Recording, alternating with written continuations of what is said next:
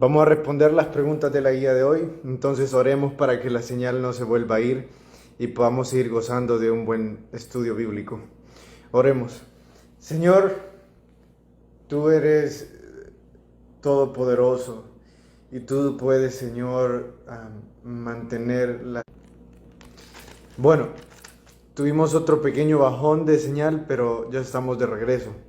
No sé si a ustedes sale que se pierde la señal, a mí me sale y por eso guardo silencio esperando que regrese. Tenemos muy buena calidad de imagen, me dicen que tenemos muy buena calidad de imagen y de sonido también, y esta vez la señal nos está fallando, pero vamos a seguir así. ¿Qué se necesita para que he cambiado de Wi-Fi a datos de teléfono y en las dos formas me está dando problema? Entonces, no sé, hay que orar más. En la iglesia primitiva estaban teniendo tiempos de adoración y tiempos de oración que Lucas lo describe en el libro de Hechos como tiempos de refrigerios. He cambiado otra vez a Wi-Fi. A ver, nosotros hablamos de refrigerio, estamos hablando de un momento de refrescarse. La palabra... Me salí del salón en donde estoy esperando de que tal vez si estoy afuera la señal mejore un poco. Creo que si estoy en el área de la cocina, no estoy bajo muros y puede ser que eso nos dé una mejor estabilidad. Am, Creo que sí. No se ha ido la señal. Entonces eso es algo bueno. Como les seguía diciendo, la iglesia primitiva estaba viviendo tiempos de refrigerio. Ahora, un tiempo de refrigerio viene de la palabra refrescarse. Eh, Cuando nosotros hablamos de un momento de refrescarse, estamos haciendo alusión a que hay momentos de sequía. Hay momentos donde no tenemos la suficiente abundancia de agua. Entonces, de forma espiritual, estaba diciendo Lucas que hay momentos espirituales que cuando pasamos en oración y en adoración, nosotros nos sentimos en abundancia de frutos del Espíritu Santo. Y nosotros sabemos en Gálatas cuáles son esos frutos: el amor, gozo, paz, benignidad, paciencia. Cuando nosotros sentimos una abundancia de gozo, una abundancia de paz en nuestra vida, es porque estamos gozando de momentos de refrigerio espiritual. Cuando ustedes y yo estamos levantando nuestras manos en los cantos en la iglesia, nosotros literalmente sentimos paz, literalmente sentimos gozo. No lo podemos explicar y no es como cualquier otra cosa que vivamos en otro lugar. Es meramente paz. Y eso solo lo podemos vivir a través de esas acciones espirituales que nosotros obtenemos. La segunda pregunta: ¿qué significa la promesa hecha a Abraham?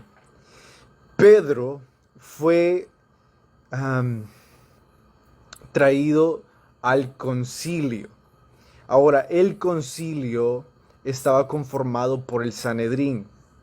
Por favor, tomen nota aquellos de ustedes que están en este estudio para que vayamos conociendo quiénes eran los miembros del Sanedrín. El Sanedrín eran las personas altamente calificadas en leyes antiguotestamentarias, o sea, en la Torá, en el Mishnah, y también eran personas de mucha influencia sociopolítica. Entonces ahí teníamos los expertos en leyes más grandes, o sea, los doctores en leyes, y también teníamos a los políticos más influyentes. 5 grupos pertenecían al Sanedrín, o para ser parte del Sanedrín se tenía que ser parte de uno de estos 5 grupos: sacerdotes, fariseos, saduceos, ancianos y ya dije, escribas. Entonces, yo creo que 3 son bastante fáciles que nos recordemos porque ellos se autoproclamaban opositores de Jesús, que son los fariseos, saduceos y los escribas. Ahora, los otros dos, recordemos, ancianos y sacerdotes. El Sanedrín estaba conformado por 70 hombres, más uno que era el líder del Sanedrín, y eso nació, en realidad nació bajo una dirección muy divina, y fue cuando Moisés recibió de parte de Jetro el consejo de delegar y escoger a 70 hombres piadosos, que fueran de buen ejemplo. Desde ese momento en la historia de Israel, se trajo de que debía de conformar un grupo de 70 hombres para poder determinar acciones legales, civiles y hasta mercantiles, especialmente guiadas por la religión en cuanto a la sociedad. Entonces, este era un tipo de tribunal, eran 70 jueces que llegaban a conclusiones legales por medio de la Torá y del Mishnah. Por eso digo que eran guiadas por la religión esas decisiones. Entonces ahí teníamos a los fariseos, teníamos a los escribas, tomando decisiones sobre algunos asuntos civiles que eran llevados a ellos para que pudieran dar orden, para que pudieran ejercer orden.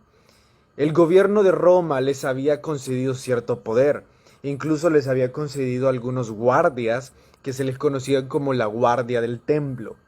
Ahora, la guardia del templo toma a Pedro, lo llevan delante del Sanedrín y el Sanedrín ahora toma la decisión sobre qué es lo que está haciendo Pedro, qué es lo que están haciendo ellos, si es legal o no.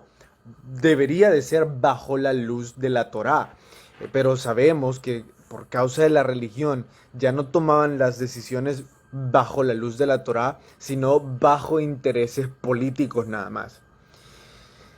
Les dije todo esto para que nosotros tuviéramos en mente que Pedro ya había estado en ese Sanedrín, ya había conocido a los miembros de ese concilio. ¿Cuándo? Porque ellos mismos fueron los que condenaron a Jesús.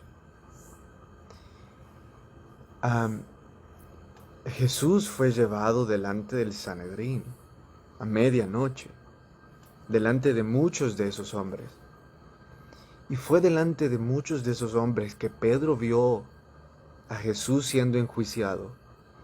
Y Pedro negó a Jesús. Pedro ya había estado ahí. Y la última vez que estuvo ahí, negó a Jesús. Ahora Pedro está una segunda vez ahí. Y la pregunta es, ¿va a negar a Jesús? El Espíritu Santo lo había preparado ya para regresar a aquel lugar donde había tenido miedo. Había blasfemado en contra de Jesús, pues que le había negado. Y ahora él estaba listo para defender su fe. E inicia diciendo una referencia a la promesa de Abraham, diciendo Jesús no es nada diferente. Jesús es el cumplimiento de la promesa que se le hizo a Abraham. Él es la simiente de Abraham. La Biblia dice, en ti serán benditas todas las naciones, en tu simiente. Ahora no se refería en la descendencia de Abraham, se refería en Jesús. Jesús es la simiente de Abraham. En él son benditas todas las naciones. Ahora, Pedro y Juan son encarcelados. Verso 3, la pregunta 3 dice, ¿por qué les metieron a la cárcel? Bueno, a los saduceos específicamente les molestaba muchísimo que estuvieran predicando a alguien que ellos ya habían crucificado. Especialmente que en sus prédicas Pedro y Juan solían decir cosas como, fueron ellos los que crucificaron a Jesús. Entonces, la popularidad delante del pueblo estaba cayendo del sistema religioso del Sanedrín, porque ellos habían crucificado a Jesús, al que obraba milagros, al que hizo tantas cosas por tantas personas. Y ahora los discípulos se encargan de recordarle al pueblo no solo que ellos le asesinaron, sino que también Jesús resucitó. Y es que los discípulos no fueron los únicos que le vieron, sino que fueron varias personas que empezaron a hacer profesión de fe diciendo nosotros también le vimos. Entonces, los miembros del Sanedrín les dicen, esta vez los vamos a meter a la cárcel, pero no pueden volver a hablar de Jesús. Los amedrentaron. Y ese día en realidad, de la pregunta 4 dice, ¿cuántos creyeron en el segundo alcance evangelístico de la iglesia primitiva? Ese día en realidad, 5,000 personas creyeron en Jesús. Hay algunos de ustedes que han escuchado sobre la pesca milagrosa, y es una de las formas en las que Jesús llamó a Pedro 2 veces. La primera vez fue antes de que Pedro fuera un discípulo. Ellos habían pasado pescando toda la noche. Jesús se acercó y les dijo, hijitos, ¿tienen algo de qué comer? ¿Han pescado algo? Y los discípulos dijeron, no, antes de ser discípulos. Y Jesús les dijo, bueno, ¿y por qué no intentan tirando la red hacia el otro lado? Habían pasado toda la noche pescando, pero aún así le escucharon y lo hicieron. La Biblia dice que no podían contener la cantidad de peces sus redes, tanto así que llamaron a la barca de Jacobo para que les ayudara. Cuando Pedro se dio cuenta de que este hombre que le había dicho que hiciera eso, tenía algo divino en él, saltó de la barca y dijo, Señor, queremos seguirte, queremos ser tus discípulos. Esa fue la primera vez. La segunda pesca milagrosa fue ya después de haber sido discípulos. Jesús había sido crucificado, había resucitado, y los discípulos otra vez andaban pescando. Jesús otra vez se les aparece y les dijo, hijitos, ¿han pescado algo? Pedro, sin haber reconocido a Jesús, dijo, no.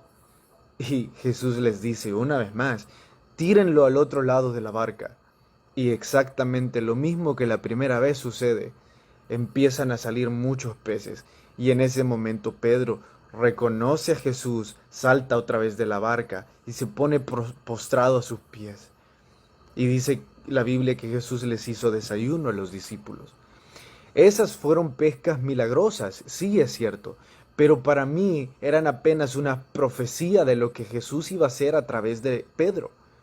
Pedro participó en 2 pescas milagrosas registradas en Hechos. ¿Quién sabe en cuántas más? La primera fue de 3,000 personas y la segunda fue de 5,000 personas. En un periodo de tiempo menor a un mes, 8,000 personas habían creído a Jesús por la boca de Pedro. Habían profesado la muerte y resurrección de Jesús por medio de la predicación de Pedro. Eso es una pesca milagrosa. Imagínense esto. Lo más que nosotros hemos tenido de personas en una celebración de resurrección son 4,000 personas. Y para nosotros, 3,000, no, sí, 3,000, ¿no? Hemos llegado a los 4,000. Y aún así nosotros hemos sentido que es muchísima gente. Ahora imagínense, casi 3 veces ese número de personas no asistiendo, sino aceptando a Cristo. Eso es una verdadera pesca milagrosa. Eso fue lo que el Señor estaba haciendo a través de Pedro. Noten que el verso, dice la pregunta 6, el ítem 6 de nuestra lectura de hoy. Noten que el verso 4:19 fue dicho en el contexto de prioridad evangelística y no de falta de colaboración ministerial. Eso es porque, escuchen esto, el Sanedrín le prohibió a Pedro y a Juan predicar a Jesús. Entonces ellos dicen la famosa frase que muchos han mal usado, es prioridad para nosotros obedecer a Dios antes que a los hombres. Ahora, por favor, pongan atención. Lo que ellos estaban viviendo era que les estaban obligando a no predicar a Jesús, a no reproducir el Evangelio. No les estaban poniendo en cuarentena, les estaban literalmente amenazando de no hablar de Jesús. Lo que la mayor parte de nosotros en países donde el cristianismo no es perseguido, vivimos en la pandemia, al inicio de la pandemia, fue una cuarentena en donde se nos decía no salir de nuestras casas, pero en ningún momento se nos impidió hablar del Evangelio, predicar el Evangelio. Era responsabilidad social nuestra acatar a los consejos y desde nuestras casas seguir predicando el Evangelio. En ningún momento se nos impidió.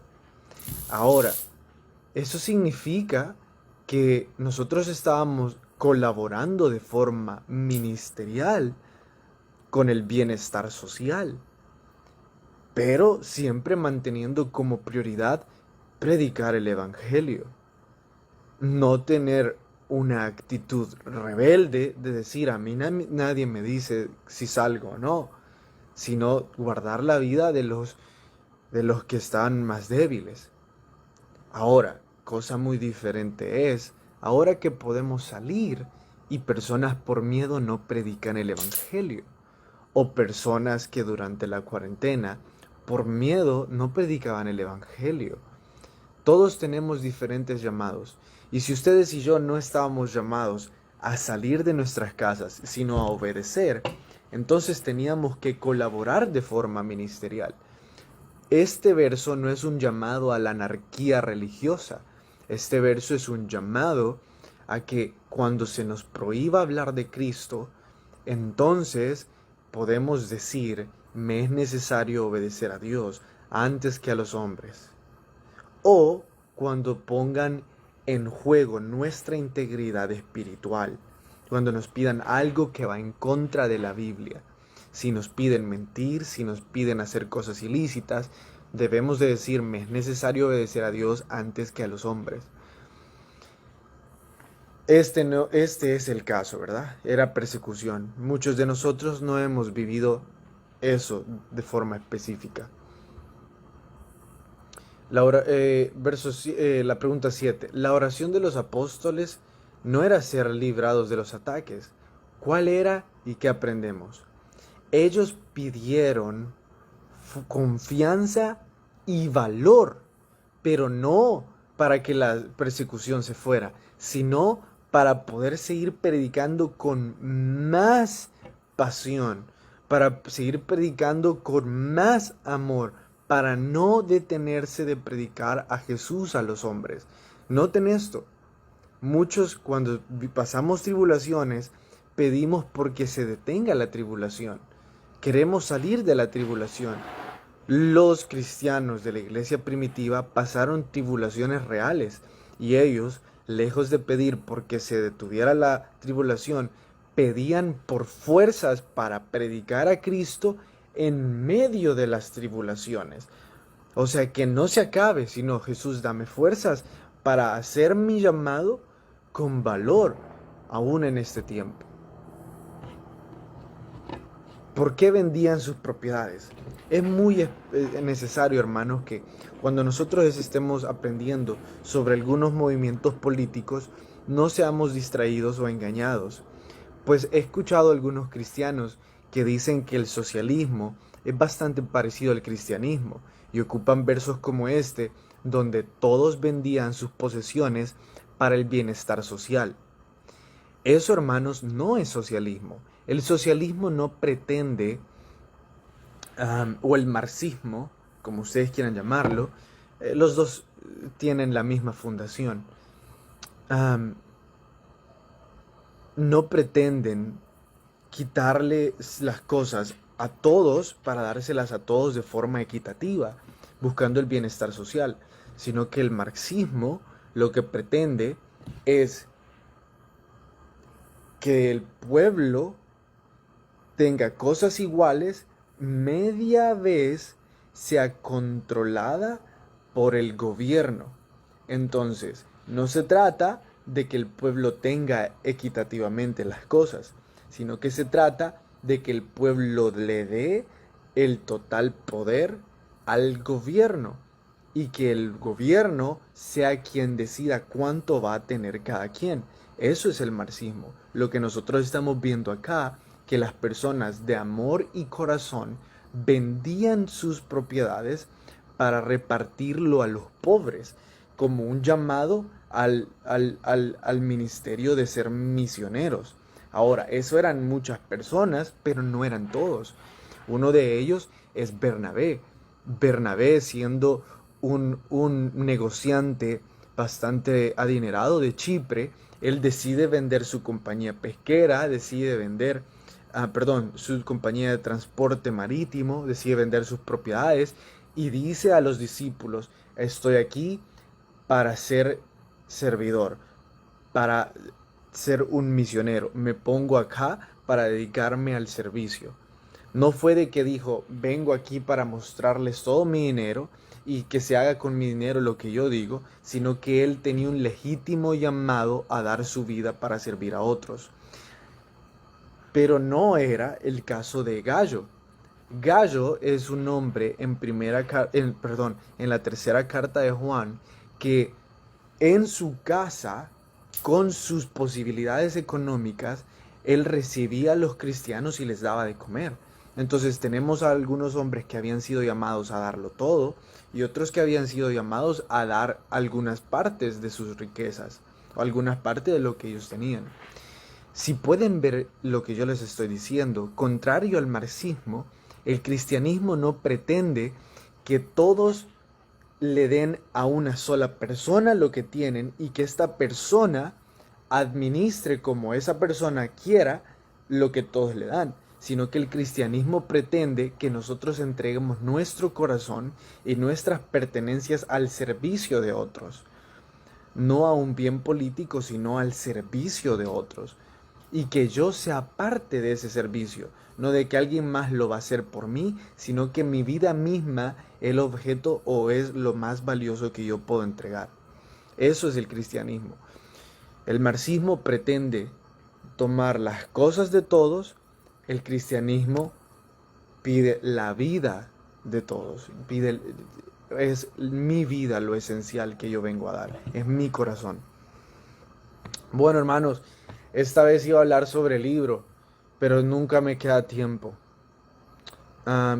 Solo me hace falta por decir que por favor revisen las listas de los engaños que le estoy creyendo al mundo, los engaños que me estoy creyendo a mí mismo y las formas en las que suelo defender las mentiras. Busquen esas tres cosas porque va a ser de mucho crecimiento para su vida. Hermanos, espero que hayan tenido una muy buena noche. Nos vemos el lunes para seguir en los estudios de Hechos.